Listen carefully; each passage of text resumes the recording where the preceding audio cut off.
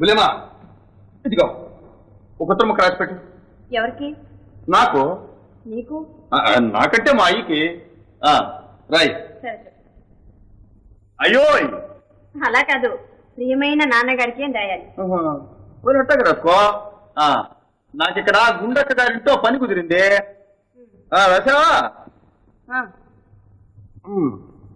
కడుపు నిండా కూడి పెడుతున్నారు, కట్టుకోవటానికి గుడ్డలు ఇస్తున్నారు, పెళ్లి కూడా చేస్తామని అంటుండ్రు.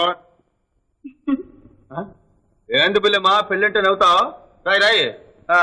అంతా బాగానే ఉంది. ముఖ్యంగా 3 ముక్కలు.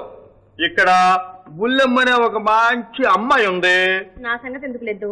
నీ సంగతి ఏంటి నా సంగతి ఏంటి రాయమంటుంటే? రాయి రాయి.